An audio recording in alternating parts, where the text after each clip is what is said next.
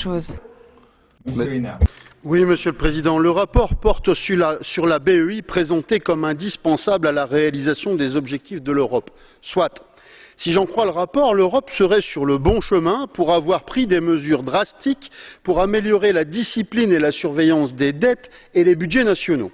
L'Europe qui devrait prendre des mesures actives pour améliorer la croissance inclusive, qui aurait besoin d'offres d'emploi de haut niveau, d'une meilleure productivité, et blablabla, et blablabla, et blablabla. Ce dont l'Europe a surtout besoin, c'est que ceux qui la dirigent enlèvent la poutre qu'ils ont dans l'œil, une poutre qui les empêche de voir que nous allons droit dans le mur. Ce dont l'Europe a surtout besoin, c'est que ceux qui la dirigent cessent une fois pour toutes de fumer des substances illicites qui les font planer au point qu'on a souvent le sentiment qu'ils vivent sur une autre planète. Sans une volonté politique forte, sans la mise en œuvre d'orientations politiques, économiques et sociales novatrices visant à répondre avant tout aux besoins des peuples européens, nous courons à l'explosion.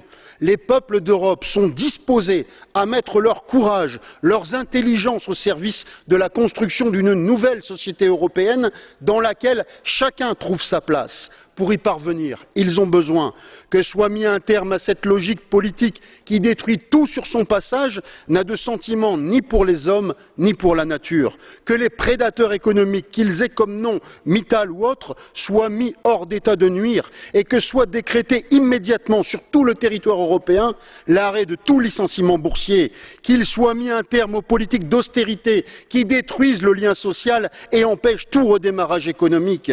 Que les services publics qui permettent de protéger les plus faibles, stabilisent nos sociétés, permettent le développement social et humain, soient sauvegardés et renforcés, que l'argent soit mis au service des besoins des femmes et des hommes, que notre territoire soit préservé des dumpings sociaux, environnementaux, fiscaux qui ne servent que les intérêts des plus riches. Tiens, c'est bizarre. De tout cela, ici, il n'est jamais question. Merci, Monsieur Hénin. 1 minute et demie pour Monsieur Zijlstra. Monsieur le Président, je vous remercie. La BEI existe depuis plus de 50 ans et elle a accordé des crédits à une